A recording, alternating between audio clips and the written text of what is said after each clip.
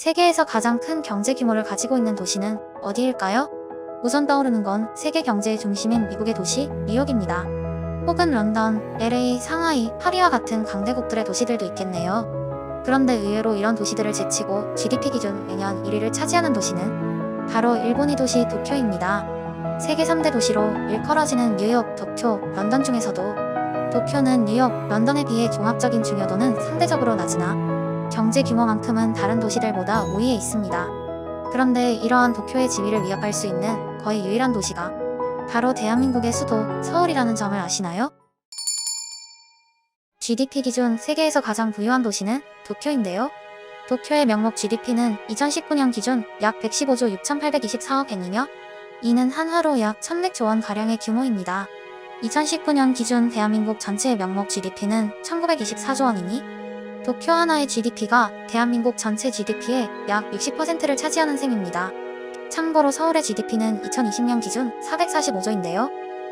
그럼 도쿄는 서울의 거의 3배인데 어떻게 서울이 도쿄를 위협해? 그 답은 서울이라는 도시의 특수성에서 찾을 수 있습니다. 일제강점기와 6.25 전쟁의 험난한 시기를 거친 대한민국은 그 이후 세계사에서 유례를 볼 수 없는 압도적인 성장 속도로 60년 전 아프리카보다 못 살던 가난한 국가에서 지금은 유엔 설립 이후 유일하게 개발도상국에서 선진국으로 진입하여 세계 12위의 경제 대국이 되었습니다. 이러한 성장 배경에는 좋든 싫든 수도권에 집중된 성장이 있었으며 현재 대한민국의 GDP의 절반은 서울과 경기에서 발생하고 있습니다. 사실 지금 서울은 광역권 포함 세계 3위의 도시이지만 서울시는 국토의 면적이 적은 대한민국의 특성상 뉴욕의 50%, 런던의 38%, 도쿄의 27%밖에 안 되는 면적을 가지고 있으므로 서울의 국제적인 위상에 비해 상대적으로 현재 규모가 작은 편입니다. 이러한 서울과 경기가 합쳐져 거대한 메가시티를 형성한다면 약 1,143조 원에 달하는 도쿄와 맞먹는 GDP를 가진 도시가 탄생합니다. 면적과 인구는 도쿄 광역권의 면적의 30%, 인구의 53%의 규모이며 런던 광역권의 면적의 77%, 인구의 160% 규모입니다. 경제 규모에서 도쿄를 위협하는 메가시티가 탄생하게 되는 것이지요. 그럼 서울과 경기의 통합론에 대해 좀 더 구체적으로 살펴볼까요? 이미 서울과 경기도는 대한민국에서 많은 인구와 경제력을 차지하는 수도권인데요. 그래서 통합은 단순히 서울과 경기, 인천 광역권의 합체가 아닌 정확히는 서울의 축소 및 서울의 기능 분배가 목표가 되어야 합니다. 이러한 사례는 세계 최초의 도시라고 불렸던 런던에서 찾을 수 있습니다. 런던은 기원이 되는 로마 제국의 론디니움부터 설립된 지 2000년이 지난 유구한 역사의 도시로 이후 다양한 변화를 겪어왔는데요. 현재 우리가 아는 런던은 1965년 그레이터 런던으로 확장된 규모를 뜻하는 것이고 이러한 역사와 전통의 런던은 사실 시티 오브 런던이라는 구역을 뜻합니다. 런던은 현재 크게 3개의 구역으로 분리되어 있는데요. 진짜 런던이자 유구한 역사를 지니고 있고 현재도 세계 금융의 중심지인 시티 오브 런던, 1889년 확장되어 구성된 런던 주의 중심 지역을 이너 런던, 1965년 대확장되어 새로이 편입된 주변 구역을 아우터 런던이라고 합니다.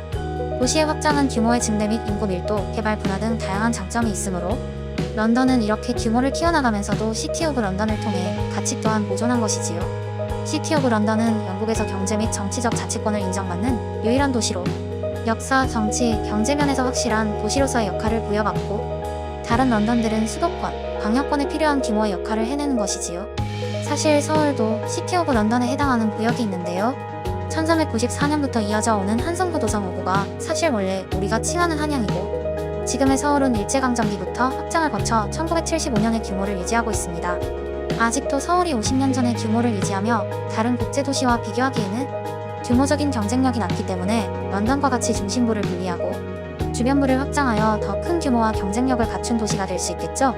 런던의 예시를 따라 서울 확장에 대한 행정구역을 나눠본다면 역사와 전통을 지닌 사대문 안에 도성 5구를 기준으로 시티 오브 서울을 정의하고 현재 서울을 기준으로 종로구와 중구를 제외한 23구로는 지금 행정구역을 이너 서울, 그리고 경기도 일부를 통합한 확장된 구역을 아우터 서울로 구분할 수 있습니다. 이 분류를 현재 오세훈 시장의 서울 2040 계획과 겹쳐 그려본다면 지금의 종로구와 중구 일대의 시티 오브 서울은 남산, 종로, 궁궐 등의 역사서적은 보호하고 각종 대기업 본사들과 각국의 대사관 등이 모여있는 도심으로서의 경제 특구를 지정하여 자치 권한이 부여된 시티 오브 런던처럼 서울의 경쟁력을 압축하여 성장시킬 수 있습니다. 그리고 용산과 강남은 부도심으로 확장된 서울의 각 혁신축을 담당하게 되며 용산을 중심으로 광명, 시흥을 거쳐 인천의 송도로 이어지는 국제경쟁 혁신축. 강남을 중심으로 분당, 용인을 거쳐 수원과 화성으로 이어지는 미래융합 혁신축. 성수를 중심으로 청량 및 창동을 거쳐 이정부로 이어지는 청년첨단 혁신축. 상암을 중심으로 고양을 거쳐 김포로 이어지는 감성문화 혁신축. 이렇게 구도심과 지역 거점들을 연결하는 4개의 혁신축을 확장된 서울에 통합하여 시티 오브 서울을 중심으로 이너 서울이 구도심의 역할을 하고 아우터 서울이 이너 서울의 기능을 보조하는 광역도심의 역할을 하게 됩니다. 또한 이러한 확장은 시티 오브 서울의 역사, 문화, 경제의 강점을 집약하고 그 외의 규모가 필요한 주거, 생산 등의 역할은 이너 서울과 아우터 서울의 분화함으로써 역으로 서울의 권한을 수도권, 광역권에 더 분배할 수 있다는 이점이 있습니다. 이렇게 서울의 확장안에 대해 상상해 보았는데 어떠신가요? 사실 일본은 현재도 필요성이 없다는 이유로 도쿄를 공식적인 수도로 칭하지 않고 있으며 정치와 경제의 중심지이자 천황의 궁궐이 있는 치요다구도 일단 하나의 행정구로만 보는 융통성 없는 면이 있기에 도쿄의 변화는 앞으로도 요원해 보입니다. 서울이 다른 국제도시에 비해 면적이 작은 편은 맞으므로 서울 확장의 필요성은 계속해서 이야기가 나오고 있습니다. 2040년에 서울은 어떻게 될까요? 즐거운 상상을 해봅니다. 지금까지 5분 상상이었습니다. 재밌게 보셨다면 구독과 좋아요 꼭 부탁드립니다. 감사합니다.